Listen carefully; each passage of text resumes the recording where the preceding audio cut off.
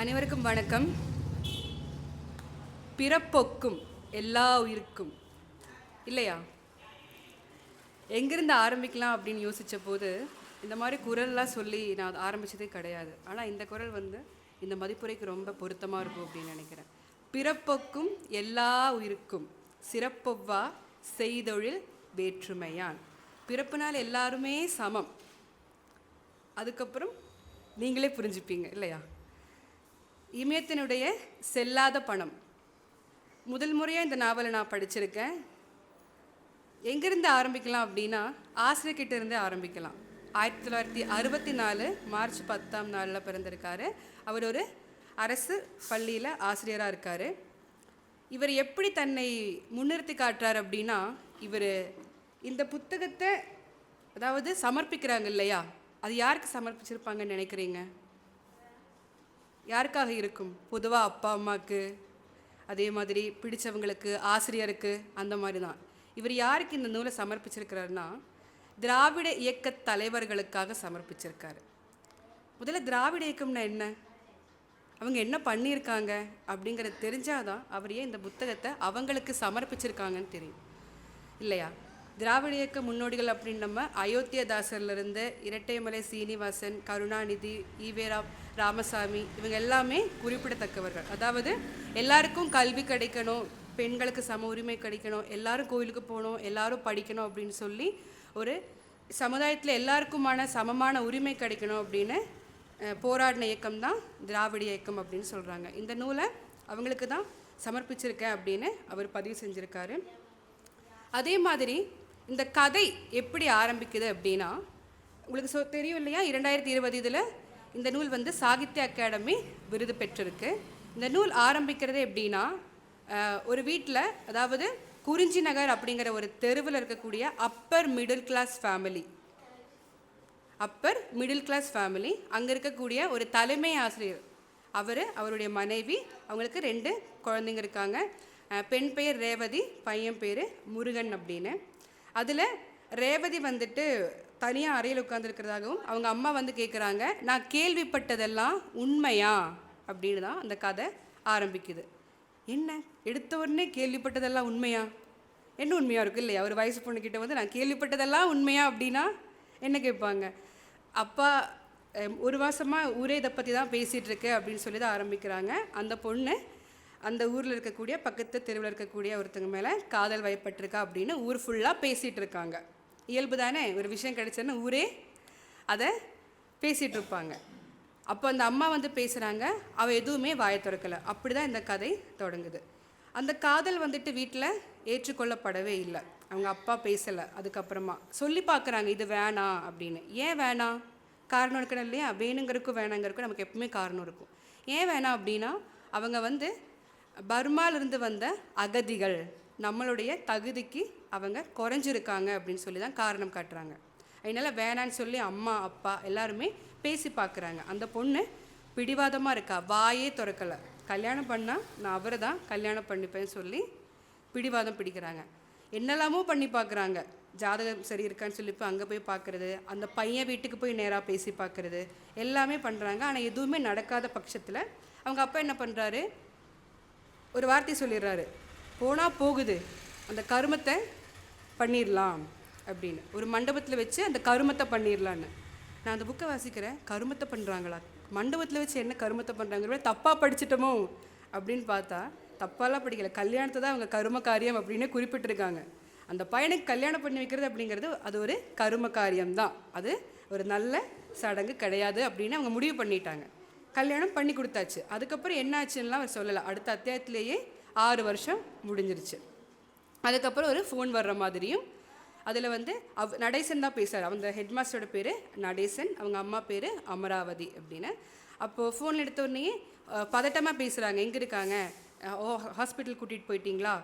அங்கே வேணான்னு சொல்லிட்டாங்களா? அடுத்த மருத்துவமனை போயிட்டீங்களா அப்படின்னு ஃபோனில் பேசிகிட்டே இருக்காங்க. அப்போ தான் தெரியுது, அங்கே ரேவதி தீ குளிச்சிட்டாங்க. அவங்கள கடலூர் ஜிப்மர் அப்படிங்கிற ஹாஸ்பிட்டலில் சேர்த்துருக்காங்கன்னு தெரியுது. அந்த 6 வருஷத்தில் அப்பா அம்மா அந்த பொண்ணு கூட அத்தனை உறவாக இல்லை. அவங்க அவ்வளோ பழக்கமே இல்லாமல் இருக்குது. அதுவும் அவங்க அப்பா அண்ணன் 2 பேரும் சுத்தமாக பேசிக்கவே இல்லை. அம்மா மட்டும் அப்பப்போது ஏதாச்சும் ஹெல்ப் பண்ணுறது, பேசுறது அந்த மாதிரி இருந்திருக்காங்க. ஏன்னா பொண்ணு வேற ஒரு பையனை கூட்டிகிட்டு போயிட்டா, கல்யாணம் பண்ணிட்டா அப்படிங்கிற கோவத்தில் இருக்காங்க. ஆனால் அது தெரிஞ்ச உடனே எல்லாரும் சேர்ந்து அந்த மருத்துவமனைக்கு போகிறாங்க. அவங்க தீ குளித்து அந்த மருத்துவமனையில் அனுமதிக்கப்பட்டிருக்காங்க. அவங்களுக்கு என்ன தெரியணும் அப்படின்னா, அந்த பொண்ணுக்கு எவ்வளோ வெந்திருக்கு உடம்பு. நானே முதல் டைம் தெரிஞ்சுக்கிறதைய இந்த அளவுக்கு இந்த பெர்சன்டேஜுக்கு வெந்திருந்தால் காப்பாற்றிடலாம், இந்த பெர்சன்டேஜுக்கு மேலே போச்சுன்னா கஷ்டம் அப்படின்னு சொல்கிறாங்க. ஒரு 40 வந்துருச்சுன்னா காப்பாற்றிடலாம், அதுக்கு மேலே போச்சுன்னா கஷ்டம் அப்படின்னு சொல்கிறாங்க. அதை தெரிஞ்சுக்கிறதுக்காக படுற பாடு ஒரு அப்பா அம்மா எவ்வளோ கஷ்டப்படுறாங்க. அந்த 3 நாள் அந்த மருத்துவமனையிலே இருக்காங்க. அதுக்கப்புறம் அந்த 3 நாள் மருத்துவமனையில் நடக்கிறதா கதையே. அதை எழுதியிருக்கிற விதம், அந்த ஒவ்வொரு விஷயத்தை அவர் சொல்ல வர்ற விதம் இருக்குது, அது நம்ம மனசில் ஒரு கனத்த ஒரு வலியை உருவாக்குது. அதை பொறுக்க முடியாத வலியும் கனத்த மொழியும் தான் செல்லாத பணம் நான் நினைக்கிறேன். கிட்ட இருந்து பார்க்கணும், இல்லை கிட்ட இருந்து அதை அனுபவிக்கணும். யாரோ ஒரு நமக்கு பிடித்தமான ஒருத்தங்க வந்து அதை அனுபவிச்சிருந்தா தான் அந்த வலி அவ்வளோ உணர்ந்து சொல்ல முடியும்னு நினைக்கிறேன். அந்த பொண்ணு வெந்துட்டா, அதை எப்படி சொல்கிறாருன்னா, சமைச்சிட்டோம், தீயில வெந்திருந்த கத்திரிக்காய் மாதிரி அவள் உடம்பு இருக்குது அப்படின்னு சொல்கிறாரு. 87% அவங்க உடம்பு வெந்து போச்சு. அந்த மருத்துவமனைக்கு தீப்பட்ட காய் இல்லையா, எல்லாரையும் அனுமதிக்க மாட்டாங்க. எமர்ஜென்சி வார்டாக இருக்கும், ஏசி அறையாக இருக்கும், எல்லாரையும் அனுமதிக்க மாட்டாங்க. கொஞ்ச நேரம் தான் பார்க்க விடுவாங்க. அது பாஸ் இருக்கிற ஒருத்தர் போவாங்க, அதே மாதிரி க்ளீன் பண்ணுறதுக்காக கூப்பிடுவாங்க. அது மட்டும்தான் அவங்களுக்கு அந்த டைமில் மட்டும்தான் பார்க்க முடியும். இந்த தவிப்பு, நான் பார்க்குறேன் நீ பார்க்குற, இந்த 7 வருஷம் யாருக்குமே ரேவதி கண்ணுலேயே தெரியல. ஆனால் அப்படி ஒரு விபத்து ஏற்பட்ட உடனேயே அவங்க போய் எனக்கு அவளை பார்க்கணும் அப்படின்னு கதறாங்க. அம்மா தான் முதல் முறையாக பார்க்க போகிறாங்க. ஒரு ஆடையே இல்லை அவள் உடம்புல, ஒரு துளி ஆடை இல்லை. அவங்க சொல்கிறாங்க, என் பொண்ணு ஒரு பொட்டு ஆடை இல்லாமல் ஒரு ஆண் மருத்துவர் முன்னாடி நிற்கிறா, அவளுக்கு அந்த எந்த உணர்வுமே இல்லை, அவ்வளவு வலியோட உடம்புல எந்த பாகமும் இனி வேகறக்கே இடமில்லை, தலை ஃபுல்லாக மொட்டை அடித்து அந்த மாதிரி ஒரு நிலைமையில் இருக்கு. அவங்க அம்மா அங்கேயே பார்த்து மயக்க போட்டு விழுந்து அவங்க கணவர் தான் வந்து உடைய கட்டெல்லாம் போடுறதுக்கு உதவி பண்ணுறதா சொல்லியிருக்காங்க. அந்த மாதிரி அந்த காட்சிகள்லாம் படிக்கும்போது நமக்கு ரொம்ப கஷ்டமாயிரும். இதுக்கிடையில் இவங்க இந்த செய்தி அறிஞ்ச உடனேயே ஒரு 10 லட்ச ரூபா பணம் ஒரு மஞ்சப்பையில் போட்டு எடுத்துட்டு வீட்டில் இருக்கிற எல்லா ஏடிஎம் கார்டையும் தூக்கிட்டு வராங்க. ஏன்னா மிடில் கிளாஸ் ஃபேமிலி இல்லையா, அப்போதும் அப்பர் மிடில் கிளாஸ் ஃபேமிலி இல்லையா, அவங்க பணத்தையெல்லாம் தூக்கிட்டு வராங்க. ஹாஸ்பிட்டலில் வந்து சொல்கிறாங்க, எல்லாத்தையும் மருத்துவருடைய டேபிள் மேலே போட்டுட்டு இது எல்லாத்தையும் எடுத்துக்குங்க, இன்னும் வேணா தரேன், என் பொண்ணை காப்பாற்றிடுங்க அப்படின்னு சொல்கிறாங்க. அதுக்குள்ளே அந்த பொண்ணோட அண்ணன் வந்து, நான் டிஎன்சிசியில் டீம் லீடராக இருக்கேன், 1 கோடி ஆனாலும் பரவாயில்ல, என் தங்கச்சியை காப்பாற்றிடுங்க அப்படின்னு அந்த டாக்டர் சொல்கிறாரு. இதில் இருக்கிற இந்த 10 லட்சம் ரூபாயில் அவங்க நகையெல்லாம் கழட்டி வச்சுட்டாங்க. அந்த அம்மா என்ன பண்ணுறேன்னு தெரியாமல், நீங்கள் வச்ச நகை, இந்த பணம், இதில் ஒரு பைசா கூட செல்லாது. ஏன்னா இங்கே கொடுக்குற எல்லாமே நாங்கள் ட்ரீட்மெண்ட் எல்லாமே கொடுத்துட்ருக்கோம், அது வந்துட்டு வெந்துருச்சு இல்லையா, இது எதுவுமே இப்போ செல்லாத பணம், இதை வச்சு காப்பாற்ற முடியாது, நாங்கள் முயற்சி தான் பண்ண முடியும் அப்படின்னு சொல்கிறாங்க. பணம் 10 செய்யும் அப்படிங்கிறது நம்ம கருத்து. பணம் 10 தான் செய்யும், 11வது ஒன்று செய்யாது. ஏன்னா உயிருக்கு நிகர் எப்பவுமே உயிர் தான். அந்த 10ல் நீங்கள் உயிரை வச்சுருக்கவே மாட்டீங்க இல்லையா.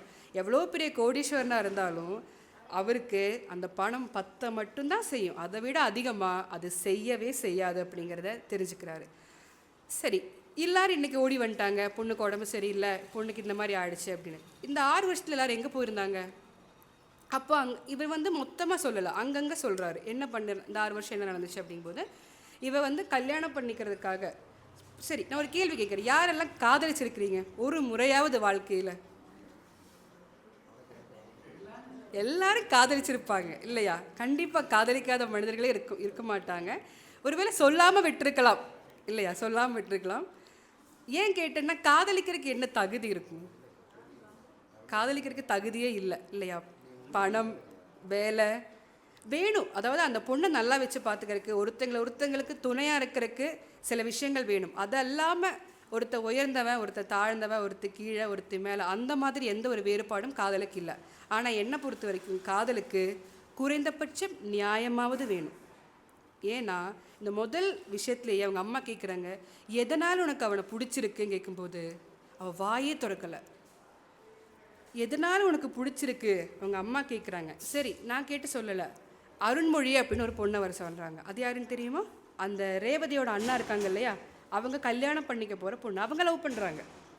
அந்த பொண்ணு இவங்க ஒன்றா படிச்சிருக்காங்க, கல்லூரியில் ஒன்றா படிச்சிருக்கனால அந்த பொண்ணை வச்சு பேச வைக்கிறாங்க. அப்போ கேட்குறாங்க, உனக்கு எதனால் அவன் பிடிச்சிருக்கும், பின்னால் டாக்டர் பசங்க அவங்கெல்லாம் சுற்றினாங்க, அப்போல்லாம் நீ கண்டுக்கவே இல்லையே ஏன்னு கேட்கும்போது அவள் சொல்கிற ரீசன், அவள் ஒரு மென்டலு, நான் ஒரு லூஸு. இதுதான் விளக்கம். அதிகபட்சமாக காதலுக்கு நியாயமாவது வேணும் இல்லையா, எதனால் பிடிச்சிருக்கு அப்படின்னு. இந்த காரணத்தை கேட்ட உடனேயே காதலுக்கு எவ்வளவோ நம்ம எடுத்துக்காட்டுகளும் சான்றுகளும் இலக்கியத்திலிருந்து நவீன இலக்கியம் எல்லா பக்கமும் கேட்டிருப்போம். இங்கே இப்படி கேட்ட உடனே முடிஞ்சு போச்சு, இதுக்கு மேலே முடிச்சு விட்டாங்க போங்க, வேறு எதுவும் விளக்குறக்கே இல்லை. அவள் ஒரு மென்டலு, நான் ஒரு லூஸுன்னு சொன்ன உடனே அதுக்கப்புறம் தான் கல்யாணம் பண்ணி வச்சிட்டாங்க. இந்த 6 வருடக்கால கல்யாண வாழ்க்கையும் காதல் வாழ்க்கையும் எப்படி இருந்துச்சுன்னா, அந்த பொண்ணை போட்டு அடிக்கிறது, குடிச்சிட்டு வந்து சந்தேகம். அந்த பொண்ணு படிச்சிருக்கா, அண்ணா யூனிவர்சிட்டியில் 97% மார்க் இருக்கக்கூடிய பொண்ணு. அந்த பொண்ணுக்கு வேலைக்கு போகணுன்னு ஆசை. இவர் ஆட்டோ டிரைவர் இந்த பையன். அதனால தான் அவங்க அப்பா அம்மா கல்யாணம் பண்ணி தரல. அவர் ஆட்டோ டிரைவராக இருக்கான், அவர் அகதியாக இருக்கான், நம்ம தகுதிக்கு கம்மியாக இருக்கான்னு சொல்லி கல்யாணம் பண்ணி தராம்பிட்டாங்க. சரி நம்ம வேலைக்கு போகலாம் அப்படின்னு முடிவெடுக்கும்போது இவ அனுமதிக்கிறது இல்லை. ஏன்னா இந்த பொண்ணு அழகாக இருக்கா, நல்லா படிச்சிருக்கான், பெரிய இடத்து பொண்ணு. நான் வேலைக்கு விட்டேன்னா வேறு யாராச்சும் அவள் போயிட மாட்டா, வேறு யாராச்சும் அவளை செட்டில் பண்ணிடுவாங்க. இந்த வார்த்தையில் தான் அவங்க குறிப்பிடப்பட்டிருக்கு. அந்த ஒரு சந்தேகத்திலேயே டெய்லி அவளை கொடுமைப்படுத்துறது. அந்த அந்த கொடுமைகளை படிக்கவே முடியல. ஏன்னா அந்த பொண்ணு அவங்க அப்பா அம்மா விட்டு வந்துட்டா, அவங்க கடமைக்குன்னு கல்யாணம் பண்ணி விட்டுட்டாங்க, இனிமேல் எந்த பந்தமுமே இல்லைன்னு. அந்த கொடுமைகள் எப்படின்னா, டெய்லி வந்து குடிச்சிட்டு வந்து ஊட்டி விடுன்னு சொல்கிறது, ஊட்டி விட்டு சாப்பாடு அவன் மேலே துப்புறது, அடிக்கிறது. அந்த அடி வாங்கிட்டு கோவம் வந்து போவா ரோடு வரைக்கும், எங்கே போகணுன்னு தெரியல, பஸ் ஸ்டாண்டு வரைக்கும் 2 வாட்டி நடந்துட்டு திரும்ப அவள் வீட்டுக்கே வந்துடுவான். அடுத்த நாள் திரும்ப போட்டு குடிச்சிட்டு வந்து அடிப்பான், எங்கே போகிறதுன்னு தெரியல. கதவை பூட்டிட்டு அவளை வெளியே துரத்திடுவான். போய் கோயிலில் உட்காந்துருப்பான், காலையில் வரைக்கும் இருந்துட்டு திரும்ப வந்துடுவான். இந்த இடையில் அவங்க அம்மா கிட்ட மட்டும் ஓரளவுக்கு தொடர்பில் இருந்திருக்காங்க. அவங்க அம்மா வந்து உதவி பண்ணுறது, காசு கொடுக்கறது, அந்த மாதிரியான உறவுகள்லாம் அவங்களுக்குள்ளே இருந்திருக்கு. இந்த மாதிரி ஆட்டோக்கு டியூ கட்டுறதுக்கு காசு வேணும் அப்படின்னு சொல்லி வந்து வாங்கிட்டு போகிறது, அந்த மாதிரி அம்மா உதவி பண்ணிகிட்டே இருந்திருக்காங்க. ஆனால் அது அப்பாவுக்கு தெரியும், அப்பாவுக்கும் அண்ணாக்கும் இந்த மாதிரி அம்மா உதவுறாங்கன்னு தெரியும். யாரும் கேட்கல, அதுக்கு மேலே கேட்கல. அதுக்கப்புறம் வந்து தான் இந்த மாதிரி. ஆனால் அந்த குழந்தைங்க 2 குழந்தைங்க இருக்குது அவங்களுக்கு, ஒரு பொண்ணு ஒரு பையனும் இருக்குது. ஆனால் அவங்க 2 பேரும் இந்த வீட்டுக்கு வரமாட்டாங்க. அவங்க அப்பா சொல்லிட்டாரு, பெத்த பாவத்துக்காக அந்த சனியை வேணால் வீட்டுக்கு வரட்டும், அவன் பிள்ளைங்கள்லாம் இந்த வீட்டுக்கு வரக்கூடாதுன்னு சொல்லிட்டாங்க. குழந்தைங்க மேலே கூட அவர் இறக்கம் காட்டலை அப்படின்னு சொல்லியிருக்காங்க. இந்த மாதிரியான ஒரு வாழ்க்கையாக இருந்துச்சு. ரொம்ப போராடி இல்லை கஷ்டப்பட்டு ஒரு காதலை வந்து கல்யாணத்தில் கொண்டு வந்து சேர்க்கும்போது அதிகபட்சமாக அதுக்கு நியாயம் வேணும். அதுக்காக 2 பேருமே வந்துட்டு எப்படி 2 பேருமே எஃபர்ட் போடுறோம் அப்படிங்கிறது வேணும். இந்த கதையிலேருந்து நான் என்ன தெரிஞ்சுக்கிறேன் அப்படின்னா, இதுதான் கதை. இங்கேருந்து என்னெல்லாம் நமக்கு கேள்வி எழுப்பலாம் அப்படின்னா, முதல்ல பெண் காதல் ஒரு குடும்பத்தில், ஒரு சமூகத்தில் அது எப்படி பார்க்கப்படுது. ஒரு ஆண் போய் காதலிக்கிறான்னு சொல்கிறதுக்கும் ஒரு பெண் போய் காதலிக்கிறான்னு சொல்கிறதுக்கும் நிறைய வித்தியாசம் இருக்குது இல்லையா. அது அங்கேருந்து வர பாதிப்பு எப்படி இருக்குன்னா சொல்லவே முடியாது. அவ்வளோதான் ஹீரோவாக இருந்த அப்பா ஒரே நாளில் பிரகாஷ்ராஜ் ஆயிடுவார், எப்படின்னே தெரியாது. அது அவ்வளோ நாள் அவருக்கு நமக்கு ஹீரோவாக இருந்திருப்பார், ஒரு நாள் அப்படி ஆயிடுவார். அப்போ தான் தெரியும் நம்ம அப்பா இப்படி இருந்தாரா, அவருக்கு இந்த மாதிரியெல்லாம் இப்படியெல்லாம் பேச தெரியுமா அப்படின்னு. காலம் காலமாகவே சமூகமும் குடும்பத்தார் உறவினர் எல்லாருமே ஒரு பெண் காதலை பார்க்குறதே அது சொன்னால் முடிஞ்சிடும். அவங்க அம்மா அப்படியே சொல்கிறாங்க, காதல் தானே விட்டுரு, அவன் போய் சொல்லு, அவன் கேட்டுருவான், அவன் அவன் போயிடுவான் அப்படின்னு சொல்லி அந்த பொண்ணை சமாதானம் பண்ணுவாங்க. ஏன் ஏற்றுக்க மறுக்கிறாங்க அப்படிங்கிற கேள்வி. இந்த அந்தஸ்து கௌரவம் ஜாதி அப்படின்னு சொல்லி முதல்ல இந்த மறுத்துடுறாங்க. ஆனால் என்னதான் இந்த அந்தஸ்து கௌரவம் எல்லாம் பணம் எல்லாம் இருந்தாலுமே அந்த பணத்தை வச்சோ அந்த நகையை வச்சோ அவங்க பொண்ணை உயிரை அவங்களுக்கு மீட்கவே முடியல. அது முதல்ல நான் இந்த இடத்துல ஒரு கேள்வியாக எடுக்கணும் அப்படின்னு நினைக்கிறேன்.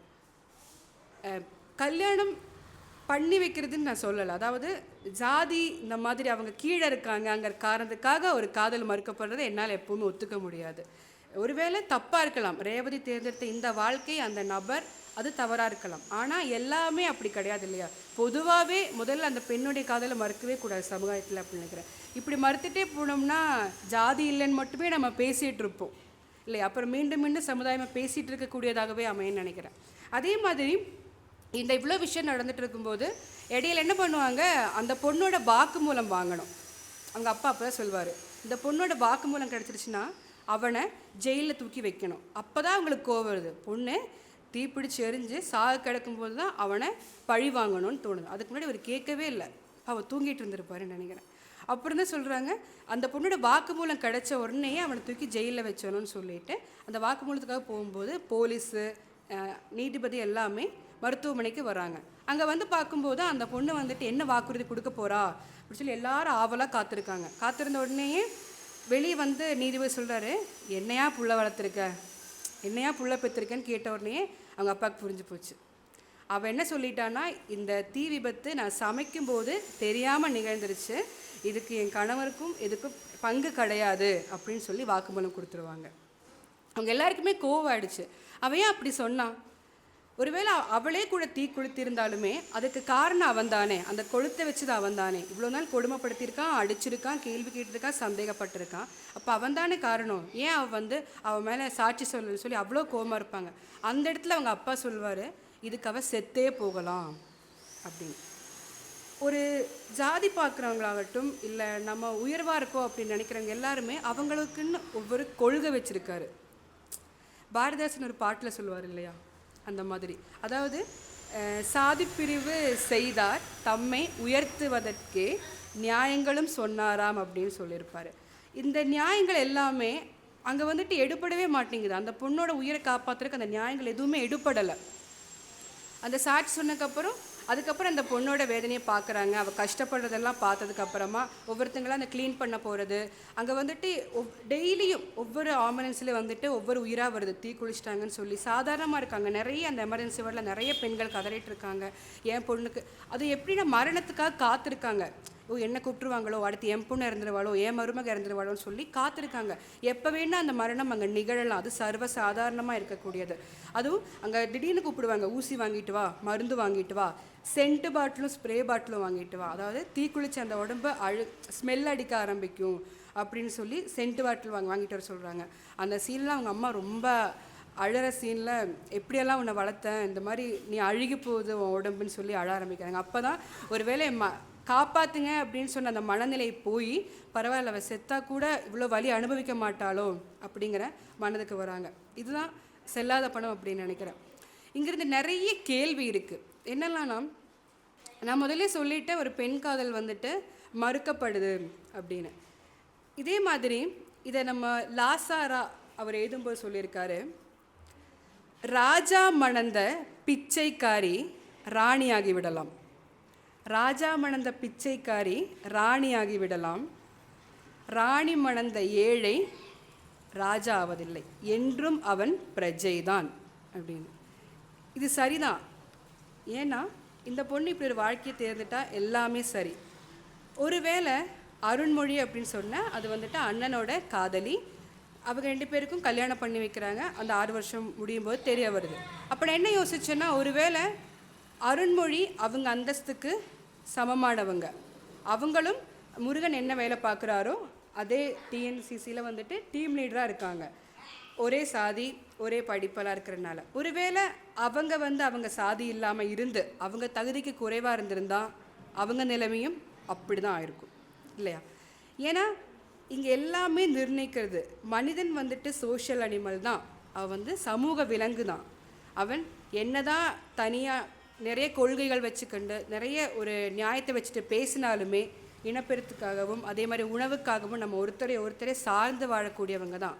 அதுதான் அறிவியல் சொல்லுது. ஆனால் அந்த சார்பு எப்படி இருக்கணும் அப்படின்னா, அன்புனாலையும் நட்புனாலையும் இருக்கணும். நம்ம அந்த சார்பையும் நம்ம இணக்கத்தை எப்படி கொண்டு போகிறோன்னா, சாதி வாரியாக நான் ஏன் சாதிக்குள்ளே இருக்கேன், ஏன் சமூகத்துக்குள்ளே இருக்கேன், ஏன் பிரிவுக்குள்ளே இருக்கேன் அப்படின்னு அந்த சார்பே சாதியாக மாறிடுச்சு. எங்களுக்குள்ளேயே நான் கல்யாணம் பண்ணிக்கிறேன், எங்கள் சாதியை விட்டு வெளியே போக மாட்டேங்கிறேன். எதுக்காக இப்படி இருக்கணும் அப்படின்னு நினைக்கிறேன். ஏன்னா எல்லாரும் மனிதர்கள் தான், எல்லாருக்குமே வலிக்குங்கிற பட்சத்தில் எல்லா உயிருமே ஒரு நாள் போக போகிற நிலையில் இருக்கும்போது எதுக்காக இந்த சாதியை வச்சு நம்ம அது பெருசாக உயர்வாக தூக்கி காட்டிகிட்டு இருக்கோம் அப்படின்னு தெரியலை. அதே மாதிரி ஒரு இடத்துல அந்த ரவி அந்த மருத்துவமனையில் இருக்கும்போது கூட குடிச்சிட்டு தான் வந்திருப்பான். அப்போது ஒரு இடத்துல அருண்மொழி கேட்பா, உன்னை நம்பி தான் அவள் வந்தா, உனக்கு நல்லா பார்த்துக்க முடியலை இல்லையா, ஏன் இப்படி கொடுமைப்படுத்தின, ஏன் அவளை அடித்தேன்னு சொல்லி அவ்வளோ கேள்வி எழுக்கும்போது அந்த உரையாடல் ரொம்ப முக்கியமானது. அவன் கேட்பான், அவளோட நிலைமைக்கு நான் மட்டும்தான் காரணமா அப்படின்னு கேட்பான். நீ தானே அவளை அடிக்கிற, நீ தானே கொடுமைப்படுத்துகிற அப்படின்னு கேட்கும்போது 6 வருஷமாக கல்யாணம் பண்ணி அனுப்பிச்சிட்டிங்க. ஒருத்தங்களாவது அவள் எப்படி இருக்கான்னு பேசியிருப்பீங்களா? அந்த தெரு தள்ளி தானே நான் இருக்கேன், ஒரு வாட்டியாவது வந்து அவளை பார்த்துருப்பீங்களா? அந்த தெருவில் நடந்திருப்பீங்களா நீங்கள் முதல்ல? அவள் என்னை கல்யாணம் பண்ணிட்டாங்கிறதுக்காகவே நீங்கள் ஒதுக்கி வச்சிட்டீங்கல்ல. அவங்க அம்மா மட்டும்தான் பேசினாங்க, அவங்க அப்பா பேசியிருப்பாரா? அவங்க அண்ணன் பேசியிருப்பானா? இன்றைக்கி பாசம்னு சொல்லி இவ்வளோ பணத்தை கொண்டு நீங்கள் நிற்கிறீங்களே, இந்த பணத்தை நீங்கள் அன்னைக்கு கொடுத்துருந்தீங்கன்னா நாங்கள் இன்னொரு ஆட்டோ வாங்கி போட்டிருப்போம், நாங்கள் நல்லா இருப்போம் அப்படின்னு சொல்லி அவ்வளோ கேள்விகளை கேட்பார். அதே மாதிரி அந்த கேட்குற கேள்வி தான் அருள்மொழிக்கு தோன்ற வைக்கும். ஒருவேளை நானும் இவனை மாதிரி இருந்து வேற ஒரு சாதியாக இருந்து இவனை மாதிரியே கஷ்டப்படுற ஒருத்தனாக இருந்து தகுதியில் குறைஞ்சிருந்தா என்ன அவர் கல்யாணம் பண்ணி வச்சுருக்க மாட்டாங்களோ அப்படின்னு அவளே யோசிக்க ஆரம்பிச்சிருவான். எந்த இடத்துல பார்த்தாலுமே ரேவதியை சொல்கிற முதல் வார்த்தை அந்த ஆட்டோக்கார பொண்டாட்டி, அந்த நாயோட பொண்டாட்டி. இப்படியே அந்த வார்த்தைகள் தான் அவளை கொன்னுடுச்சு. நீங்கள் அவளை ஒதுக்கி வச்சது, நீங்கள் அவளை கண்டுக்காமல் விட்டது, அவளை ஏன் என்ன கேள்வி கேட்காம போனது, இதெல்லாம் தான் அவள் சாகருக்கு காரணம், அவளை கொன்னதே நீங்கள் தான் சொல்லுவான். கரெக்டு தான். ஏன்னா நம்ம நினச்சிட்ருக்கோம் ஒரு உடம்பால் நம்மளை வருத்துறது, ஒரு குச்சி எடுத்து அடிக்கிறது, டொமஸ்டிக் வயலன்ஸ் மட்டும்தான் இங்கே ஒருத்தங்களுக்கு ரொம்ப வலியை கொடுக்குதுன்னு. அப்படி இல்லை. ரொம்ப பிடிச்சி சின்ன வயசுலேருந்து வளர்த்த ஒருத்தங்க பேசவே இல்லை, ஏன் எதுக்குன்னு கேட்கல. எனக்கு என்னென்னா எல்லா திருமணங்களும் நல்ல முறையில் போகணும் இல்லை. ஒரு கருத்து இருக்கும் இல்லையா அப்பா அம்மாவுக்கு, காதல் திருமணம் நல்லா இருக்காது, அப்பா அம்மா பார்த்து கல்யாணம் பண்ணி வச்சா அது சிறப்பாக இருக்கும் அப்படிங்கிறது. அது எனக்கு எவ்வளோ தூரம் சரின்னு தெரியல. அது அவங்கவுங்களோட தேர்வை பொறுத்தும் அவங்களோட வாழ்க்கை முறையை பொறுத்தும் தான் நினைக்கிறேன். ஒருவேளை கடமைக்குன்னு கல்யாணம் பண்ணி வச்சுட்டாங்க சரி, ஆனால் இந்த மாதிரி ஒரு கொடுமை நடக்குதுன்னு கேட்கும்போது ஏன் கேட்கல, ஏன் கேட்க வரலை? கேட்டிருந்தா ஒருவேளை அவனுக்கு பயம் வந்திருக்கும். அவள் கேட்டுருவாங்க, அவங்க அப்பா கேட்பாங்க, அவங்க அண்ணன் கேட்பாங்கன்னு சொல்லி அவருக்கு பயம் வந்திருக்கும். யாருமே கேட்கல, எல்லாம் கண்டும் காணாத மாதிரி அம்மா உதவி பண்ணுறாங்க பண்ணிட்டு போகிறாங்கன்னு விட்டுட்டாங்க. இதே ஒருவேளை அவங்க அப்பா அம்மா பார்த்து அவங்க தகுதிக்கும் அவங்க பணத்துக்கும் செல்வாக்குக்கும் சமமான ஒருத்தரை கல்யாணம் பண்ணி வச்சு அந்த வாழ்க்கை சரியில்லாமல் போயிருந்தா, இல்லை அந்த வாழ்க்கை இந்த மாதிரி அமைஞ்சிருந்தா கண்டிப்பாக கேட்டிருப்பாங்களா இல்லையா? ஏன் இப்படி ஆச்சு, எதுக்காக என் பொண்ணை இப்படி பண்ண அப்படின்னு கண்டிப்பாக கேட்டிருப்பாங்க. ஆனால் அவள் தேர்ந்த வாழ்க்கைங்கிறதுனால அப்படி விட்டுட்டாங்க. அப்படி அது ரொம்ப அதுதான் ரொம்ப கஷ்டமாயிடுச்சு. ஏன்னா அதுவும் நான் ஒருவேளை பெண்ணாக இருந்து வாசிக்கிறதுனாலையான்னு தெரியல. ஏன்னா நமக்கு எல்லாருக்குமே அப்பாவை ரொம்ப பிடிக்கும் இல்லையா, அதனாலேயோ அப்படி நமக்கே தோணும்ல, ஒருவேளை நம்மளே இப்படி கேட்காம விட்டுருவாங்களோ, கல்யாணத்துக்கு அப்புறம் கண்டுக்காம விட்டுருவாங்களோ, அந்த வயெல்லாம் வர ஆரம்பிச்சிடும். கேட்டிருக்கணும் கண்டிப்பாக. தப்பு யார் செஞ்சாலுமே அது தண்டனை அவங்களுக்கானது தான். அதை கேள்வி கேட்குறதுக்கு ஏன் முன்னால் வர்றதில்லை? ஒரு கல்யாணம் அப்படிங்கும்போது சொசைட்டியில் இருக்கிற எல்லாரும் வந்துடுவாங்க முன்னால், கூப்பிட்றோமோ இல்லை எல்லாரும் வந்துடுவாங்க. ஆனால் ஒரு பிரச்சனைன்னு சொல்லும்போது யாரும் வர்றதில்லை. கண்டிப்பாக அவங்க அப்பா கேட்டிருக்கணும். அதுவும் அவர் ஒரு ஹெச்சமாக இருக்கார், படித்த ஒருத்தர். நான் இந்த கதையில் இன்னொன்று விஷயம் என்ன யோசித்தேன் அப்படின்னா, அவர் செல்லாத பணம் அப்படின்னு தலைப்பிட்டிருக்காரு. இங்கே பணம் மட்டும் செல்லாமல் போல என்னை பொறுத்த வரைக்கும். அவங்க அப்பா படிச்சிருக்காரு, ரேவதி படிச்சிருக்கா, முருகன் படிச்சிருக்கா, அருள்மொழி படிச்சிருக்கா. இவங்க யாருக்குமே அவங்க படித்த அறிவு எந்த இடத்துலையும் செல்லவே இல்லை. அறிவு செல்லாமையே போயிடுச்சு. அந்த பொண்ணு படித்த பொண்ணு, அவள் தேர்ந்தெடுத்த வாழ்க்கைக்கு, அவள் தேர்ந்தெடுத்த காதலுக்கு சரியான நியாயம் இல்லை. அங்கேயே அவள் அறிவு வேஸ்ட் ஆகிடுச்சு. சரி, ஒருவேளை அந்த தேர்வு சரியில்லைங்கிறதுக்காக அந்த பொண்ணோட காதலை நிராகரிக்க அவங்க அப்பா முயற்சி பண்ணவே இல்லை, கொஞ்சம் ஸ்ட்ராங்காக சொல்லலை. அப்படி இல்லைன்னா கல்யாணம் பண்ணி கொடுத்த உடனே அவர் அதோடு விட்டுட்டார். ஏன் எதுக்குன்னு கேள்வி கேட்கல, ஒரு நடவடிக்கைகள் எடுக்கலை, என்ன பிரச்சனை எதனால் அப்படின்னு. அதுக்கும் அந்த புக்கிலேயே பதில் இருக்குது. என்னென்னா, கோர்ட்டு கேஸு போலீஸ் ஸ்டேஷனுக்கு போனால் என் கௌரவம் என்ன ஆயிரும்? கௌரவத்தை தான் பார்க்குறாங்களே தவிர, பொண்ணு எரிஞ்சு கிடந்தாலும் சரி, பொண்ணு தூக்கில் தொங்கினாலும் சரி, அது பிரச்சனை இல்லை, அது ரெண்டாம் பட்சம்தான். முதல்ல கௌரவம், செல்வாக்கு, நம்ம மரியாதை எல்லாமே. நான் என்ன யோசிக்கிறேன் அப்படின்னா, ஒரு உயிரை விட இதெல்லாம் எப்படி பெருசாகுது? அதுவும் நம்ம பெற்றெடுத்த பொண்ணை விட, அது வேறு யாராச்சும் இருந்தால் கூட விட்டுடலாம், போட்டும் சரி. ஏன்னா நமக்கு பொதுவாக நமக்கு கிடைச்சா நமக்கு வலிக்கும், அடுத்தவங்களுக்கு கிடைச்சா அது வெறும் விஷயம் மட்டும்தானே. ஏன் அப்படின்னு தோணுச்சு. ஏன் கேட்கல, ஏன் கோர்ட்டு கேஸுன்னு போகல அப்படின்னு. சில இடங்கள் நமக்கு ரொம்ப கவனிக்க வேண்டியது. ரவியை திட்டுற அந்த ஆட்டோக்காரனாக இருக்கக்கூடிய அவனை திட்டுற வார்த்தைகள் எல்லாமே ஒரு குறியீடு தான் அப்படின்னு நான் நினைக்கிறேன். குறிப்பிட்ட சில வார்த்தைகளை தான் திட்டுறாங்க. ஒன்று நாய், பன்னி மவன், பொறுக்கி, ஆட்டோக்காரன், அப்புறம் மலத்தோடு கம்பேர் பண்ணுறது. அந்த வார்த்தை அவனை குறிக்கிறதுக்கு அடிக்கடி அந்த நாவலில் வந்துகிட்டே இருக்குது, முகம் சுழிக்கிற மாதிரி. ஏன் அவனை அப்படி சொல்கிறாங்க அப்படின்னு. சமீபத்தில் தானே மாரிய செல்வராஜ் மாமன்னன், அதே மாதிரி நெஞ்சு பொறுக்குது இல்லையே, அந்த மாதிரியெல்லாம் படம் எடுத்தாங்க இல்லையா. உதயநிதி ஸ்டாலினோட கடைசி படமாக இருந்துச்சு. அந்த படம் எல்லாருமே பார்த்துருப்பீங்க. ஏன் இந்த வார்த்தையெல்லாம் திட்டுறாங்க?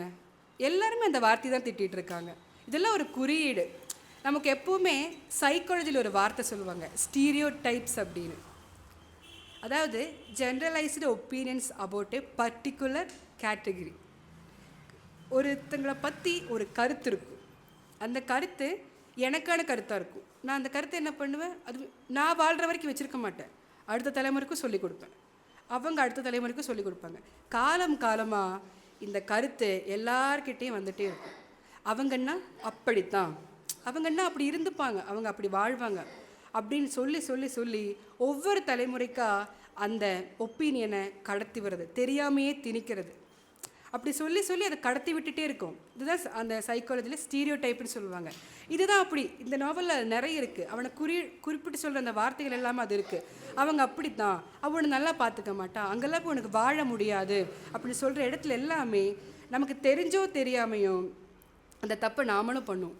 நம்ம வீட்லேயும் சொல்லியிருக்கலாம், அவங்க அப்படி இவங்க இப்படி, யாரோ ஒருத்தரை பற்றி, இல்லை ஏதோ ஒரு கேட்டகரி பற்றி, ஒரு கம்யூனிட்டி பற்றி, இல்லை ஒரு தனிநபரை பற்றி, ஒரு மதம் சார்ந்தோ சாதி சார்ந்தோ இனம் சார்ந்தோ ஒரு குறிப்பிட்ட சில கருத்துக்களை தெரிஞ்சோ தெரியாமலையோ நம்ம இன்னொரு தலைமுறைக்கு கடத்திக்கிட்டே இருக்கோம்.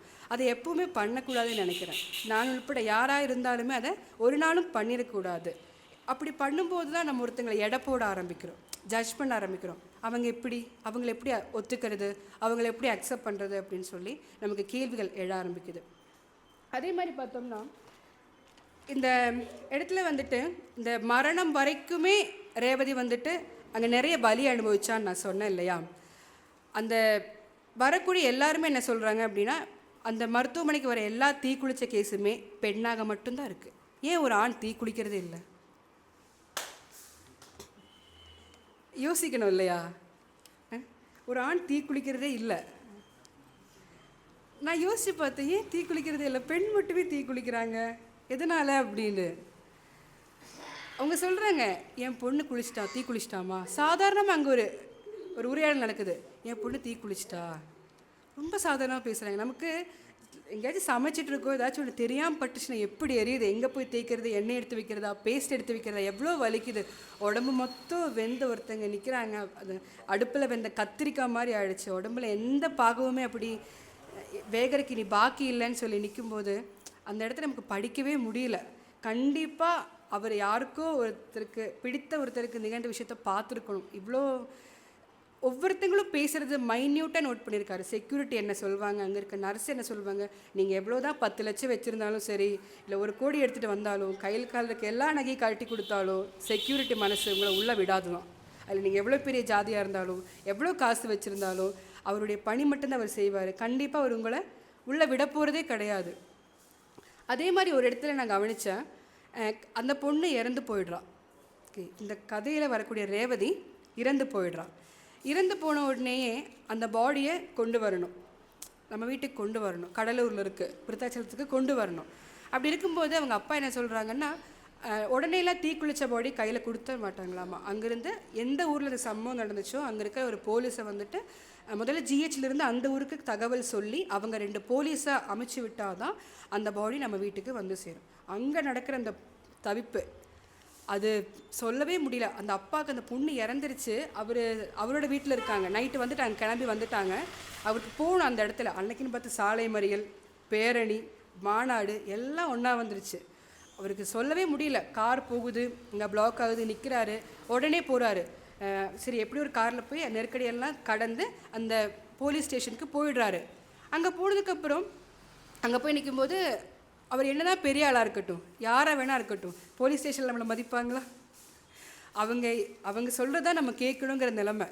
அவர் கதறாரு, என் பொண்ணு அங்கே வந்து செத்து போயிட்டா, பாடி எடுத்துகிட்டு வரணும், டைம் ஆச்சுன்னா ரொம்ப நாள் தள்ளி போயிடும், எனக்கு சீக்கிரமாக ஒரு போலீஸ் அனுப்பிச்சி விடுங்க அப்படின்னு சொல்கிறாங்க. அவர் சொல்கிறாரு, இருங்க எல்லோரும் மாநாட்டுக்கு போயிருக்காங்க, பேரணிக்கு போயிருக்காங்க அப்படின்னு சொல்லி உட்கார வச்சுட்டே இருக்காரு. அந்த நாட்கால் அவரால் உட்காரவே முடியல, படவடுப்பு. அங்கே ஒருத்தங்க செத்து கிடக்கிறாங்க, எப்படி இங்கே உட்கார்றது பொறுமையாக? அது அந்த உணர்வெல்லாம் படிக்கும்போது இந்த சொல்வாங்க இல்லையா, அந்த எட்ஜ் ஆஃப் தி சீட், அந்த மாதிரி ஐயோ அந்த பாடி கிடச்சிருமா, முடிச்சிருவாங்களா, சீக்கிரம் ஃபார்மாலிட்டிஸ் முடிச்சிருவாங்களா, அந்த மாதிரியான ஒரு நிலைமையாக இருந்துச்சு.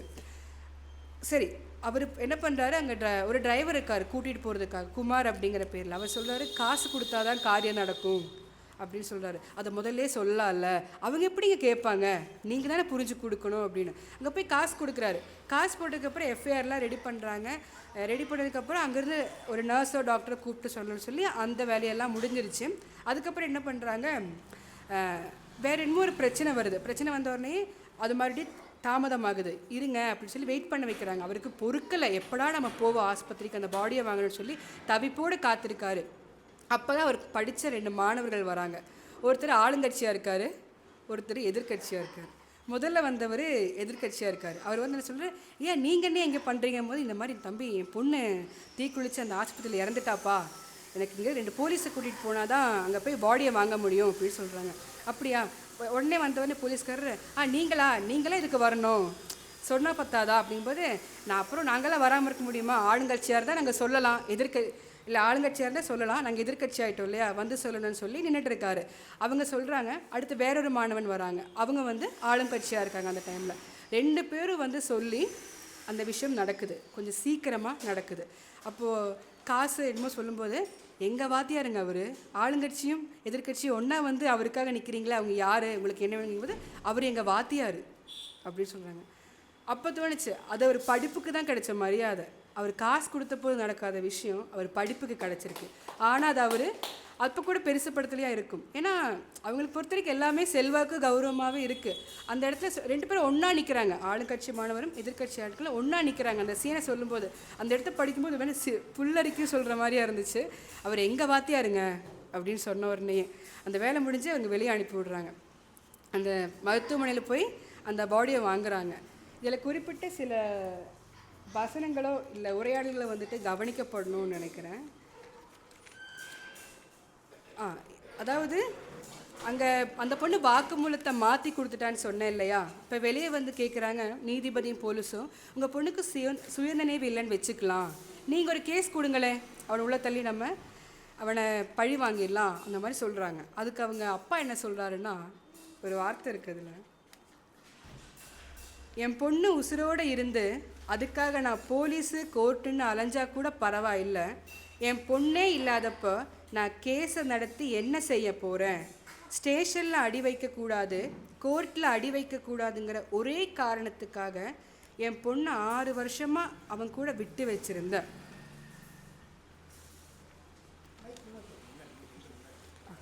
ஸோ கோர்ட்டு வாசல் ஏறக்கூடாது, போலீஸ் ஸ்டேஷனில் ஏறக்கூடாது அப்படிங்கிறதுக்காகவே 6 வருஷமாக விட்டு வச்சுருந்தேன். அவரே உண்மை சொல்லிட்டாரு. அதுக்கப்புறம் தான் சொல்கிறாரு, அதனால் இப்போவும் நான் விட்டுட்டு போகிறேன், அதனால தான் அந்த பொண்ணு வாக்குறுதி கொடுத்து நான் விட்டுட்டு போகிறேன். கடைசி வார்த்தை, பிய சொந்தம்னு யார் சொல்லுவா சார் அப்படி. இந்த இடத்துல ஒரு மலம்னு சொன்னது யார்? ஆட்டோக்காரனையா, ரவியவா? அவர் சொந்த மகளை இவ்வளோ நாள் அவனை சொல்லிகிட்டு இருந்தாங்க. அதுக்கப்புறம் அவன் சொன்ன வார்த்தை அவளை. அது எதுக்காக அப்படின்னா, அவனுக்கு சாதகமாக அவள் சாட்சி சொல்லிட்டா அப்படிங்கிறதுக்காக. சொந்த மகளை இப்படி சொல்ல முடியுமா? அப்படி சொந்த மகளை இந்த வார்த்தையில் சொல்லி திட்டினோம்னா அவர் மனசில் எவ்வளோ வஞ்சம் இருக்கும், எவ்வளோ ஜாதி இருக்கும், அவர் என்ன படித்த என்ன, எந்த பொறுப்பில் இருந்தால் என்ன.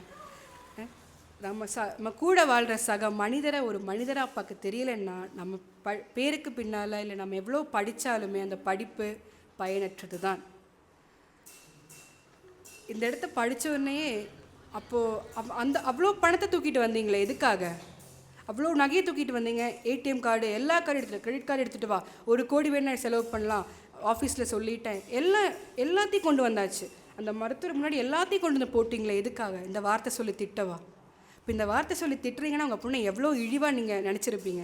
எதனால்? அவரை கல்யாணம் பண்ணிக்கிட்டதுனால. அவன் யார்? ஒரு அகதிங்கிறக்காகவா? இந்த இடம் எனக்கு ரொம்பவே இப்படியெல்லாம் இருப்பாங்களா, இந்தளவுக்கு இருப்பாங்களா அப்படின்னு தோணுச்சு. ஒரு கட்டத்தில் இந்த நாவல் நகர இது யார் கொன்று இருப்பாங்க, அவளா கொளுத்திட்டாளா இல்லை அவனா கொளுத்திட்டானா அப்படிங்கிற அந்த ஆர்வம் வர ஆரம்பிச்சிருச்சு. ஆனால் இந்த வலிகளையும் இந்த வார்த்தைகளையும் கேட்கும்போது அது யார் கொளுத்துனா என்ன, அவளா கொளுத்திக்கிட்டா என்ன, இல்லை அவனா கொளுத்திக்கிட்டா என்ன, ஒரு உயிர் போச்சு.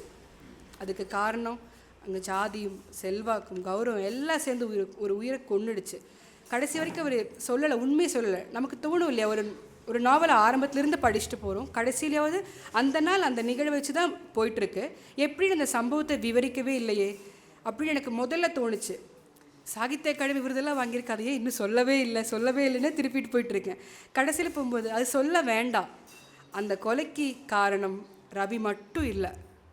அவங்க அம்மா ஒரு காரணம், அவங்க அப்பா ஒரு காரணம், அவங்க அண்ணா அண்ணி, இந்த சாதி அப்படிங்கிற ஒரு கட்டமைப்பை யாரெல்லாம் கொண்டு நடக்கிறோமோ அவங்க எல்லாருமே காரணம். அந்த பெண்ணுடைய மரணத்துக்கு அவர் ஒருத்தரை மட்டும் காரணம் சொல்லி எந்த காரணமும் இல்லை. ஏன்னா அவர் உடம்பால் தான் அவர் நோகடிச்சிருக்காங்க. சுற்றி இருக்க எல்லாரும் அவளை கண்டுக்காமல் நம்மளை, ஏன்னா இந்த வாழ்க்கை எப்படி இருக்குன்னா அன்புனால தான் சூழ்ந்திருக்கு. இப்போ நான் வரேன், இந்த இடத்துக்கு வரேன், யாரோ ஒருத்தர் என்னை பார்த்து சிரிக்கலை, வாமா இப்போ தான் வந்தியா, லேட் ஆகிடுச்சா அப்படின்னு யாரும் கேட்கலை. எனக்கு எப்படி இருக்கும்? போய் பேசாமல் உட்காந்துருக்க மாட்டேனா, சரி எதுக்கு வந்தோம், நம்ம யாருமே கேட்கலையே. நம்ம வரும்போது காத்திருந்து நம்ம கையை பிடிச்சி இப்போ தான் வந்தியா, உனக்கா எவ்வளோ நேரம் காத்திருந்த தெரியுமா, அந்த கைப்பற்றி சொல்கிறது, ஒரு சிரிப்பாக சொல்கிறது, இதுக்காக தான் நம்ம வாழ்கிறோம். நம்மளுடைய வருகையை, நம்மளோட ப்ரெசன்ஸை யாரோ ஒருத்தர் மதிக்கிறாங்க. நம்ம இருப்ப ஏதோ ஒருத்தருக்காக இல்லை, நமக்கு பிடிச்ச யாரோ ஒருத்தருக்காக அர்த்தப்படுறோம். இவ்வளோதான் வாழ்க்கை. அப்படி இருக்கும்போது நம்ம தேவையில்லாமல் எதையெல்லாமோ தூக்கி சுமக்கிறோம். இதை படிக்கும்போது கேரளாவில் ஒரு சம்பவம் நடந்துச்சு கொஞ்ச நாள் முன்னாடி. விஸ்மயா கேஸுன்னு நீங்கள் யூடியூப்பில் தேடி பார்த்தீங்கன்னா வரும். 100 பவுன் நகையோட ஒரு போலீஸ்க்கு, கவர்மெண்டில் வேலை பார்க்குற ஒருத்தருக்கு கல்யாணம் பண்ணி கொடுத்தாங்க. கல்யாணம் பண்ணி கொடுத்து கொஞ்ச நாளே வந்து அடி சண்டை எல்லாம் ஆரம்பித்தாச்சு. எதுக்குன்னா அந்த 100 பவுன் காரு, 100 பவுன் நகையும் 15 லட்சம் ரூபாய் காரு, வீட்டுக்கு தேவையான எல்லா பொருளும் கொடுத்து திருமணம் பண்ணி வச்சாங்க. அவருக்கு வந்து அந்த நகை எதுவுமே பத்தலைன்னு சொல்லி அந்த பொண்ணு அடிக்கிறது, டெய்லி போய் காசு வாங்கிட்டு வா, எனக்கு எதுக்கு இவ்வளோ குறைச்சி கார் கொடுத்துருக்கீங்க, என் மதிப்பு உனக்கு தெரியாதா, என் தராதாரம் எனக்கு தெரியாதா, உங்கள் அப்பா அம்மா 100 பவுன் தான் போட்டாங்களா, உங்கள் அப்பா அம்மா 15 லட்சம் தான் கார் கொடுத்தாங்களா, அப்போ என் தகுதி நீ குறைச்சி காட்டுறியான்னு சொல்லி அவளை டெய்லி அடிக்கிறது, கொடுமைப்படுத்துறதுன்னு பண்ணி அந்த பொண்ணு ஒரு நாள் தூக்கு மாட்டி இறந்துட்டாங்க. சாவர விதம் தான் வேறு.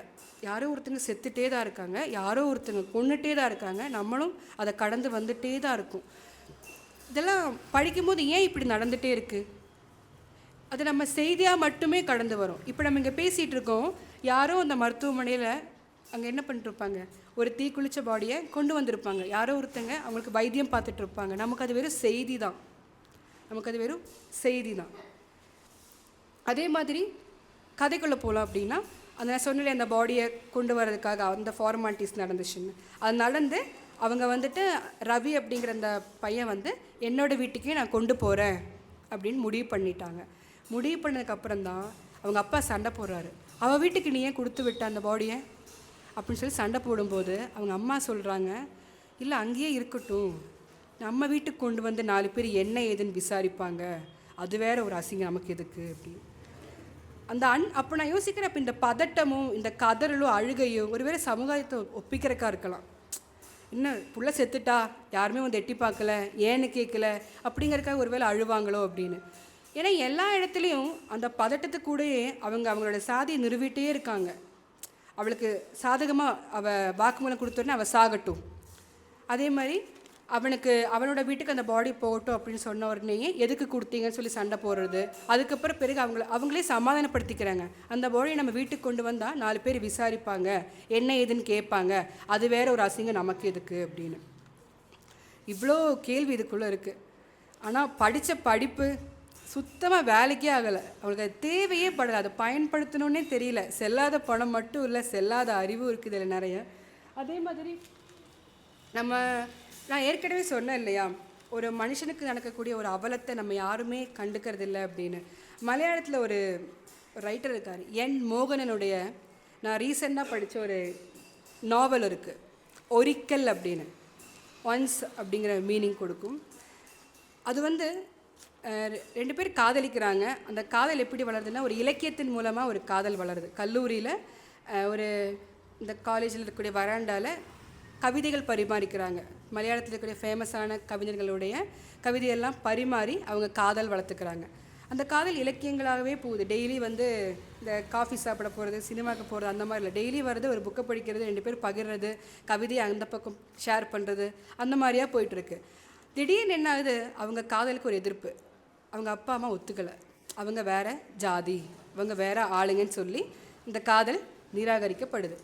நிராகரிக்கப்பட்ட உடனே கோவம் வருது. டக்குன்னு அந்த பொண்ணு கல்யாண பத்திரிக்கை கொண்டு அந்த வீட்டுக்கு வரா. அவங்க 2 பேரும் சொல்கிற வார்த்தைகள் இருக்குது. உலகத்தில் காதல் கவிதைகளை பகிர்ந்து காதல் கொண்டவர்கள் அவர்கள். இன்ன வார்த்தை இல்லை சொல்கிறதுக்கு. ஒருத்தர் கண்ணா பின்னான்னு திட்டி காயப்படுத்தி, இனிமேல் ஜென்மத்துக்கு ஓ மூஞ்சியில் முழிக்க மாட்டேன், இனிமேல் நீ நிழலை கூட முழிச்சிடாத, அந்த மாதிரியான ஒரு முறையில் 2 பேரும் பிரிஞ்சு போகிறாங்க. அந்த இடத்துல அவங்களுக்குள்ள ஒரு கோடு விடுறதா சொல்கிறாங்க. அந்த கதவு ஒரு நாளும் திறக்கப்பட முடியாத கதவுன்னு சொல்கிறாங்க. அவங்க 2 பேரும் அன்றைக்கி சண்டை போட்டு பூட்டிக்கிட்ட கதவு ஒரு நாளும் திறக்க முடியாதது அப்படின்னு. இது இந்த மோகனன் அப்படிங்கிறது மலையாளத்தில் ஒரு ஃபேமஸான ஒரு ரைட்டரோட பையன். நான் யாருன்னு சொல்ல மாட்டேன், நீங்கள் தேடி பாருங்கள். ஏன்னா இவங்க எல்லாருமே அதுக்கப்புறம் அவங்க ஒரு வருஷம் முடிஞ்சிட்டு தாத்தா பாட்டி எல்லாம் ஆன காலத்தில் மீட் பண்ணுறாங்க ஒரு மருத்துவமனையில் வச்சு. அந்த பொண்ணு மார்பக புற்றுநோயால் பாதிக்கப்பட்டு அந்த மருத்துவமனையில், பொண்ணு இல்லை அந்த அம்மா பாதிக்கப்பட்டு மருத்துவமனையில் இருக்காங்க. அப்போ அவருடைய மனைவிக்கு உடம்பு சரியில்லைன்னு மருத்துவர்கிட்ட காட்ட கூட்டிகிட்டு வந்திருக்காரு. அந்த இடத்துல வச்சு அவங்க சந்திக்கிறாங்க. அதான் சொல்லியாச்சு இல்லை, இனிமேல் மூஞ்சிலேயே முழிக்க மாட்டேன்னு சொல்லி அவ்வளோ வருஷம் பேசாத ஒரு முன்னாள் காதலியை பார்க்குறாங்க. மனைவிக்கிட்ட சொல்லிட்டு பேசுகிறாங்க அவங்கள. அது முடிஞ்சு போச்சு. நல்லா இருக்கியா, எப்படி இருக்குன்னு சொல்லி அந்த ஹாஸ்பிட்டல் பெட்டில் உட்காந்து 2 பேர் பேசிக்கிறாங்க. அவ்வளோ அழகாக இருக்குது அந்த நாவல் படிக்கும்போது. படித்து முடிச்சுட்டு கடைசியில் சொல்லுவாங்க, என்னை ஸ்நேகம் படிப்பிச்சு பரிபவச்ச பெண்குட்டி எனக்கு நல்லது மாத்திரம் வரட்டு அப்படின்னு. இதை நான் ஏன் சொல்கிறேன் அப்படின்னா, அப்போ எவ்வளோ காதல் இருக்கும். அவ்வளோ கோவத்தையும் மறந்து அவங்க இந்த கடைசி வார்த்தை, என்னை காதலிக்க கற்றுக் கொடுத்த உனக்கு நல்லது மட்டுமே வரணும். யாராச்சும் முன்னாள் காதலிக்கு நல்லது மட்டுமே வரணும்னு யோசிப்பாங்களா? அவ்வளோ பெரிய பெருந்தன்மை யாருக்கு இருக்கும் இல்லையா? இந்த காலத்தில் ஆசிரியர் வீசுறது, அந்த பொண்ணு கழுத்தறுத்துறது, குத்துறது, அந்த மாதிரி இருக்கிற இந்த நிலைமையில் அவர் அப்படி முடிச்சிருப்பார் அந்த கவிதையை. அந்த நாவல் அப்படி அழகாக முடிச்சிருப்பார். நான் இதையே இந்த இடத்துல சொல்கிறேன் அப்படின்னா, நீங்கள் எவ்வளோ பெரிய எழுத்தாளராக இருங்க, எவ்வளோ பெரிய பணக்காரராக இருங்க, என்ன வேணால் இது எழுதுங்க. ஆனால் அதை மறுக்கப்படும் போது நீங்கள் அதை அனுபவிச்சுட்டு தான் அந்த வழியை எழுதுறீங்க. நீங்கள் ஏன் அதுக்காக போராடவே மாட்டேங்கிறீங்க? ஏன் அவர் கல்யாணம் பண்ணல அவங்கள? ஒரு புகழ்பெற்ற ஒருத்தர் இல்லை, இவங்களே இந்த மாதிரி அதைய சரி முடிஞ்சு போச்சு, காதல் தோத்துடுச்சு அப்படின்னு சொல்லி கடந்து போகிறீங்க. நீங்களே போராட மாட்டேங்கிறீங்க. இப்போ சாதாரணமாக இருக்கக்கூடிய மனிதர்கள் இல்லை சாதாரண ஆணோ பெண்ணோ எப்படி போராடுவாங்க? நீங்கள்லாம் உதாரணமாக ஆகவே இல்லையே. நீங்கள் காதல் தோல்வியை தானே பாடுறீங்க. காதலோட ஒரு வெற்றியை ஏன் காட்டவே மாட்டேங்கிறீங்க? அப்படி காட்டின பெற்றோர்கள் தெரிஞ்சுப்பாங்க இல்லையா? இப்போ 96 படம் எடுத்துக்கோங்க. ஒருவேளை ஜெயிச்சிருந்தால் அந்த படத்தை நம்ம இவ்வளோ கொண்டாடி இருக்கவே மாட்டோம் இல்லையா? கண்டிப்பாக கொண்டாடி இருக்க மாட்டோம். அப்போது நம்ம என்ன பண்ணுறோம்னா, சாதினால் நம்ம ஒருத்தங்க மறுக்கப்படுறோமா, இது உனக்கு வேண்டான்னு சொல்கிறோமா, அங்கேருந்து நம்ம சரி நான் மூவ் ஆன் ஆகிக்கிறேன், அதுக்கப்புறம் கொஞ்ச நாள் கூட நான் கவிதை எழுதுகிறேன், அவங்களுக்காக கொஞ்சம் நாவல் எழுதுவேன், என் காதல் ஜெயிச்சிருச்சு, அதை 4 பேர் படிப்பாங்க, அவ்வளோதான். நீ அன்னைக்கே போராடு, அன்னைக்கே சண்டை போடு. நல்ல காதலாக இருந்தால் மட்டும் அவங்க உங்களுக்கு கடைசி வரைக்கும் ஒன்றா இருப்பாங்கன்னா மட்டும். என் தம்பி எனக்கு எப்பவுமே ஒரு அறிவுரை சொல்லுவான். சும்மா பொதுவாக சொல்கிற அறிவுரை, யாரும் குறிப்பிட்டு எடுத்துக்காதீங்க. நமக்கு ஒருத்தங்களை பிடிச்சிருக்கா, அவங்க மற்றவங்க சொல்கிறாங்க அவங்க நம்ம ஜாதியில் இல்லை, படிப்பில் இல்லை, நம்ம அந்தஸ்தில் இல்லை, சுற்றி இருக்க யாருக்குமே பிடிக்கல அப்படின்னு ஒரு நாளும் அவங்கள தள்ளி வச்சிடக்கூடாது.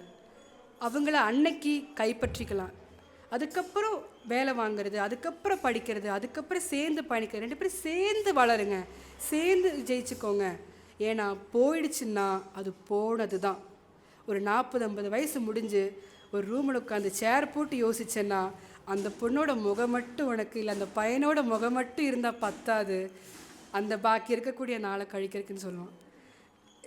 இது நான் ஏன் சொல்கிறேன்னா, எல்லா காதல் தோல்விக்குமே இல்லை எல்லா காதல் முறிஞ்சு போகிறதுக்குமே காரணம் யாரோ ஒருத்தங்க சொல்லிட்டாங்க, இல்லை அவங்க சொல்லிட்டாங்க, இவங்க சொல்லிட்டாங்க, நம்ம போராடணும் அப்படிங்கிறதுக்காக நம்ம எப்பவுமே நிற்கணும் அப்படின்னு நான் நினைக்கிறேன். இந்த செல்லாத பணம் நான் படிக்கும்போது நிறைய உணர்வுகள் வந்துச்சு, நிறைய உணர்வுகள். ஒரு பக்கம் அழறதாகட்டும், கடைசியில் அவங்க அம்மா அந்த டெட் பாடியை பிடிச்சிட்டு அந்த வீட்டுக்கு போக மாட்டாங்க.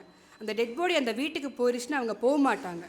ஏன்னா அவங்க அந்தஸ்து குறைஞ்சிரும். 4 பேர் கேள்வி கேட்டுருவாங்க, அந்த வீட்டுக்கு நீ போனையா, வீட்டுக்கு போனியா, 4 பேர் கேள்வி கேட்டுருவாங்க. இப்போ அந்த அம்மா என்ன பண்ணுறாங்க, அந்த மார்ச்சரி முன்னாடி நின்று அந்த டெட் பாடியை ஃபுல்லாக உச்சதலையிலேருந்து உள்ளங்கால் வரை ஒரு குழந்தைய தடவுற மாதிரி இப்படியே தடவி எடுக்கிறாங்க கையால். நமக்கு தெரியும் அது ஆல்ரெடி அடுப்பில் வந்து கத்திரிக்காய். அது படிக்கும்போது எனக்கு பயமாக இருக்குது. ஐயோ ஒருவேளை நசுங்கிருமோ, எங்கேயாச்சும் காயப்பட்டுருமோ அப்படின்னு தோணுது. வெள்ளை துணியால் மொத்தமாக அந்த உடம்பை கட்டி வச்சுருக்காங்க. அது அப்படியே மொத்தமாக தடவுறாங்க, கண்ணத்தோட கண்ணை வச்சு அழறாங்க அப்படின்னு. இவ்வளோ அழுக, இவ்வளோ தவிப்பு. ஒரு வார்த்தை நீங்கள் அன்னைக்கே முன்னாடியே கேட்டிருந்தா. எப்போவுமே வாழ்க்கையில் ரிக்ரெட் பண்ணுறதுன்னு சொல்லுவாங்க இல்லையா, இது நடந்திருக்கலாம், இது ஒரு வேளை இப்படி இருந்திருக்கலாம் அப்படின்னு யோசிக்கிற மாதிரி வாழ்ந்துடவே கூடாது. அன்னன்னைக்கு இந்த நாள் இதை பண்ணணும், இந்த நிமிஷத்தில் இதை பண்ணணுமா, அது பண்ணலாம். அது யாரையும் புண்படுத்தாத இருக்கும் வரையில். இல்லைன்னா டக்குனு ஒருத்தர் கத்தியை எடுத்து குத்த தோணுது அப்படிங்கிறக்கா குத்திட முடியாது. அது அடுத்தவரை காயப்படுத்திடும் இல்லையா. அடுத்தவங்களை காயப்படுத்தாத வகையில், அடுத்தவங்களை புண்படுத்தாத வகையில் ஒரு விஷயம் பண்ணணும்னு தோணுச்சு, அதை அப்பப்போ பண்ணிடணும். அதனால தான் சொன்னேன், ரேவதியோட கொலைக்கு ரவி மட்டுமே காரணம் இல்லைன்னு. அவன் குடியும், அவனோட சந்தேகம், அவன் அந்த பொண்ணை அடித்தது எல்லாமே வந்து எதனால் அப்படின்னா அந்த வீட்டில் கொடுத்த ப்ரெஷர். அவங்க கேட்க வரல, அவங்க காசு கொடுக்கல, கண்டுக்காமல் விட்டுட்டாங்க அந்த பொண்ணை. ஏன் எதுக்குன்னு ஏன் கேள்வி கேட்கல, அப்பா கேட்பாரு அப்படின்னு பயம் அவனுக்கு கிடையாது. அதனால அவன் அடித்தான், மிதிச்சான் அப்படின்னு சொல்கிறாங்க. அது அவன் பக்கம் அவன் நியாயத்தை சொல்கிறான். நியாயம்னு பார்த்தா எல்லாருமே நியாயம் சொல்ல வருவாங்க. ஆனால் போனது ஒரு உயிர். உயிருடைய மதிப்பு அதை பெற்றவங்களுக்கு தான் தெரியும் இல்லையா. கடைசியில் பெற்றவங்களே அப்படி சொல்லிட்டாங்க அந்த பொண்ணை.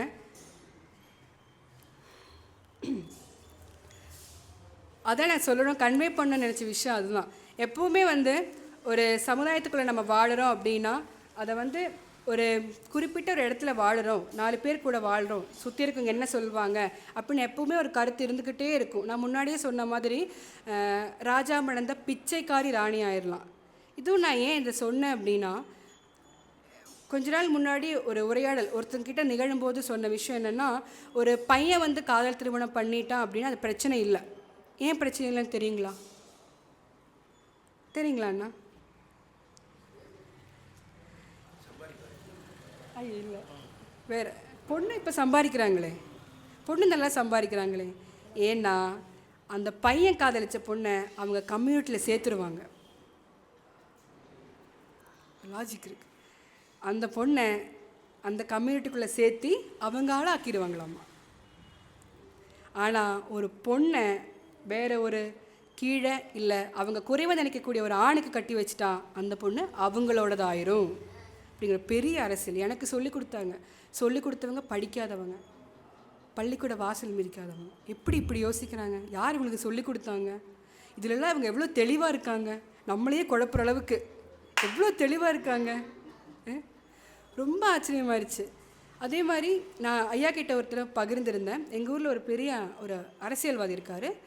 அவர் வந்து ரொம்ப உயர்ந்த சமூகத்தை சேர்ந்தவர்.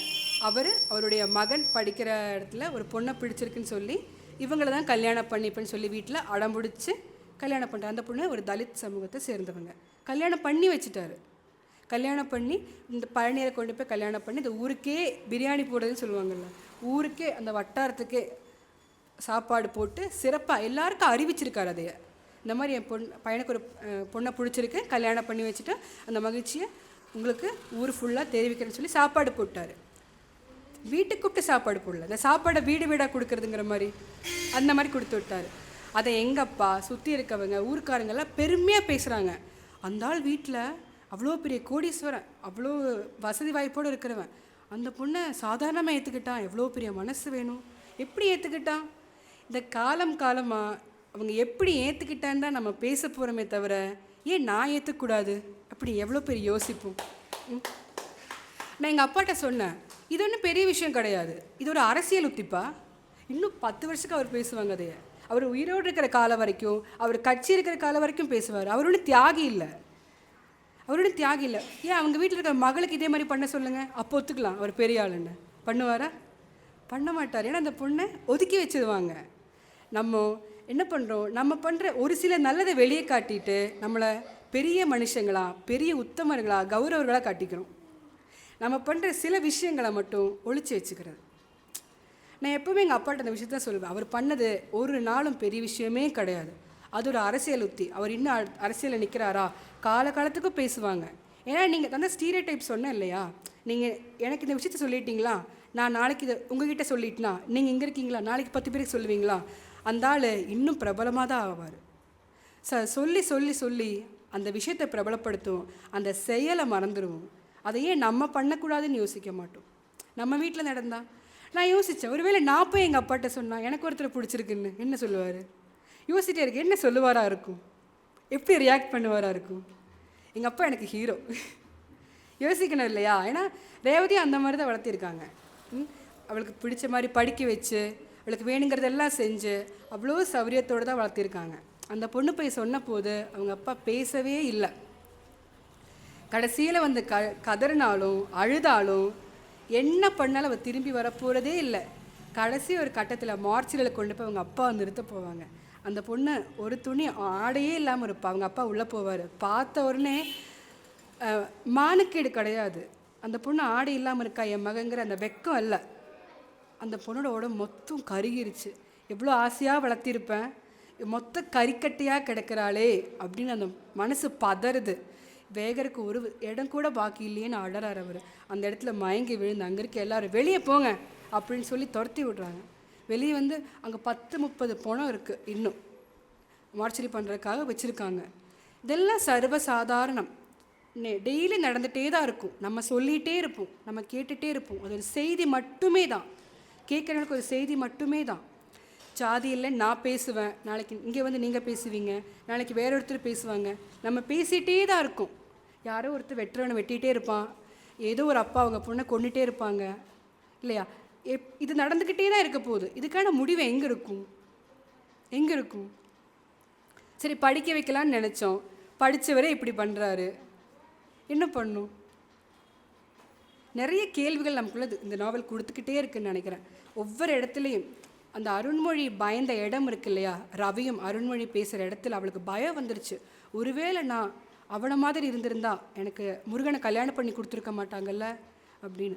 அவள் ஒரு முறை கூட அவள் கெஞ்சுவான், அந்த டெட் பெட்டில் படுத்துட்டு ரேவதி கெஞ்சுவான், என்னை ஒரு டைம் என் பேர் சொல்லி கூப்பிடேன்னு. கூப்பிட மாட்டான், அவனை கூப்பிட முடியல, அழுதுட்டு வந்துடுவான். நீங்கள் ஒருத்தங்களுக்கு கொடுக்கணும்னு நினைக்கிற விஷயத்த அப்பப்போ கொடுத்துடணும். அது அடுத்த நிமிஷம் நமக்கு என்ன நடக்குதுன்னே தெரியல. அந்த 6 வருஷம் அந்த அன்பை காட்டியிருக்கலாம், ஒருவேளை அவனை சரி பண்ணியிருக்கலாம், அவன் நல்லா இருந்திருக்கலாம், அவன் செத்தே போயிருக்க மாட்டாளா இருக்கும். எதெல்லாம் தடுத்துச்சு? அந்த பொண்ணுக்கிட்ட போய் பேசினா அவங்க என்ன சொல்லிடுவாங்க, இவங்க என்ன சொல்லிடுவாங்க, யாரோ என்னமோ சொல்லிட்டு போவோமே. ஏன்னா இந்த உலகம் வாழ்ந்தாலும் பேசும், தாழ்ந்தாலும் பேசும். அவங்க பேசிகிட்டே தான் இருப்பாங்க. அதை காதில் வாங்காமல் இருக்கணும்னு நினைக்கிறேன். ஒரு படி நம்ம அப்பா அம்மா வந்து சரி நம்ம மகளுக்காக நம்ம மகனுக்காகன்னு சொல்லி முன்னாடி வந்துட்டா அப்படின்னா பின்னாடி இருக்கிற 4 பேர் பின்னாடி தான் இருக்கிறாங்க. அது பண்ணக்கூடாது, அது தப்பு. அது எப்படி ஒதுக்கிடுவாங்க, தள்ளி வச்சு. இந்த வார்த்தைலாம் எங்கேருந்து வந்துச்சுன்னு நான் யோசிப்பேன். எங்கள் அப்பா கிட்ட, எங்கள் தாத்தா கிட்ட எல்லாத்தையும் நான் பேசிகிட்டே இருப்பேன். இது எதுக்காகன்னு. அந்த விஸ்மயா கேஸ் நடக்கும்போதும் நான் எங்கள் பெரியம்மா கிட்ட பேசும்போது எங்கள் பெரியம்மா சொல்கிறாங்க ஒரு வார்த்தை, எதுக்கு இங்கே எல்லாரும் சேர்ந்து போராடிட்டு இருக்காங்க அந்த உயிருக்காக, அவள் தான் இறந்துட்டால அப்படின்னு. இப்போ நான் கேட்குறேன், ஒருவேளை இது எனக்கு நடந்து என்னை ஒருத்தர் கொண்டுட்டான்னு வைங்க, இல்லை நான் ஏதாச்சும் பண்ணிக்கிட்டேன்னு வைங்க, நீங்கள் கல்யாணம் பண்ணி கொடுத்து, நான் இல்லை, நீங்கள் எனக்காக பேச மாட்டிங்களா, எனக்காக கேட்க மாட்டிங்களா, நீயே இல்லை, உனக்காக எதுக்கு பேசணும், உனக்கு தெரியவா போகுது அப்படின்னு. நம்மளே இல்லைனாலும் ஒரு உயிரை விட, ஒரு உணர்வை விட, ஒரு ஆன்மாவை விட எதெல்லாமோ பெருசாக தெரியுது. கண்ணுக்கே தெரியாத ஜாதி நம்மளை எந்த இடத்துல வச்சுருக்கு. நம்ம ஜாதியை விட்டு வரணும்னு நினச்சாலும் ஜாதி ஒரு நாள் நம்மளை விடவே விடாது. அது நம்மளை தக்க வச்சுக்கிறதுக்காக அது பண்ணுற விஷயங்கள் எல்லாமே சொல்ல முடியாத அளவுக்கு இருக்குதுன்னு நினைக்கிறேன். இந்த நிமிஷத்தில் யாருக்கும் என்ன வேணால் நிகழலாம் அப்படிங்கிறது.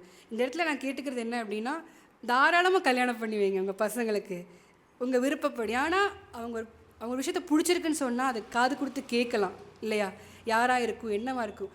நீங்கள் நிராகரிக்கிறீங்க அப்படின்னா அது வந்து அவங்களுக்கு ஒரு சரியான காரணத்துக்காக இருக்கணும், அது அவங்களுக்கு புரிய வச்சுட்டா இருக்கணும்னு நான் நினைக்கிறேன். கண்டிப்பாக ஒரு ஜாதியை சொல்லி மறுக்காதீங்க, அவங்க இப்படித்தான், அந்த குடும்பம் இப்படித்தான் அப்படின்னு சொல்லி எப்பவும் மறுக்கக்கூடாதுன்னு நினைக்கிறேன். நான் சாதாரண கேட்குற விஷயம், எங்கள் ஊரில் நான் அதிகமாக பார்க்குற விஷயம், இந்த இடத்துல நான் கேரளா, ஆக்சுவலி தமிழ்நாடு கூட கிடையாது, கேரளா அதிகமாக எஜுகேஷன் இருக்க நாடு, லிட்ரஸி இருக்க நாள். ஸ்ரீ நாராயண குருவை பெருசாக பேசுகிறோம், சோஷியல் ரிஃபார்மர், சமூக சீர்திருத்தவாதி எல்லாமே இன்றைக்கும் பார்க்குறோம். இன்றைக்கும் ஒருத்தங்க வீட்டுக்குள்ளே வந்தால் அவங்கள வாசல் அணிக்க வைப்பாங்க, இன்றைக்கும் அவங்களுக்கு தனியாக ஒரு டம்ளர் கொடுக்கறது, அவங்கள ஒதுக்கி வைக்கிறது, பேர் சொல்லி கூப்பிடுறது சர்வ சாதாரணமாக நடக்கும். அவங்களுக்கு வலிக்குங்கிறது தெரியாமல். சமீபத்தில் நான் ஒரு நண்பரை மீட் பண்ண போது அவங்ககிட்ட பேசினாங்க. அவங்க இந்த ஊர் இல்லை, அவங்க வேறு ஊர், திருநெல்வேலி அந்த சைடு. அவங்ககிட்ட நான் இந்த நாவலை பற்றி பேசிகிட்டு இருக்கேன். அவர்கிட்ட நான் வருத்தமாக சொல்லிகிட்டு இருக்கேன், எப்படி இப்படி முடியுது பெற்றவங்களால, ஒரு உயிர் போகுது, அவங்க கண்டுக்காம விட்டுறாங்க, அவ்வளோ பெருசாக ஜாதிங்கிறேன். ஆமாம், மாறிட்டா திரும்ப வராதில்ல. அவர் படிச்சிருக்காரு, நல்லா படிச்சிருக்காரு, ஒர்க் பண்ணுறாங்க, அவங்க சாதாரணமாக என்கிட்ட சொல்கிறாங்க. ரொம்ப ஆச்சரியமாக இருக்குது. சின்ன குழந்தையிலேருந்து எல்லா இடத்துலையும் நம்ம ஜாதி பூத்து வச்சுருக்கோம். இன்றைக்கி ஜாதியில் எவ்வளோ பேசினாலும் அவங்களுக்குன்னு ஒரு கொடி, பைக்கில் ஒவ்வொரு கலர் கலராக துணியை மாட்டிட்டு ஜாதி பேசுகிறது எல்லா இடத்துலையும் இருக்குது. எல்லோரும் யோசிக்கணும் இல்லையா? நமக்கு அறிவு இருக்குது, நம்ம படிச்சிருக்கோம், மற்றவங்கள நமக்கு ஈக்குவலாக நமக்கு சமமாக வச்சு நடத்த கற்றுக்கணும் அப்படின்னு நான் நினைக்கிறேன். அதே மாதிரி கண்டிப்பாக இந்த செல்லாத பணம் எல்லோரும் படிக்க வேண்டியது, கண்டிப்பாக படிக்கணும்.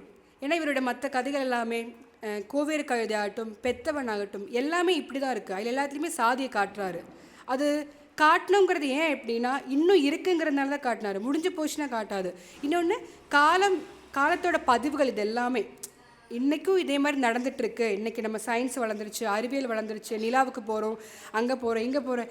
எங்கே போய் என்ன உங்களுக்கு ஒத்துமையாக வாழ தெரியல, எல்லாரையும் சேர்த்து வாழ தெரியல, நீங்கள் இன்னும் ஜாதிக்காக அடிச்சுக்கிறீங்க, தண்ணிக்காக அடிச்சுக்கிறீங்க, நிலத்துக்காக அடிச்சுக்கிறீங்க. அங்கே போய் நீங்கள் என்ன பண்ண போகிறீங்க? அங்கே போய் தனியாக ஒரு ஜாதி உருவாக்கி அங்கே ஒரு கல்யாணம் பண்ணி அங்கே நமக்குன்னு ஒரு இனத்தை, நமக்குன்னு ஒரு குழுவைத்தான் பிரிச்சுக்க போகிறீங்க. அறிவியல் என்ன வளர்ந்தாலும், அறிவியல் எவ்வளோ வளருதோ அதே அளவுக்கு நம்ம சாதியை வளர்த்துட்டு போகிறோம். ஸோ நிறைய விஷயங்களை யோசிங்க இல்லையா? பிறப்புக்கும் எல்லா உயிருக்கும் நன்றி.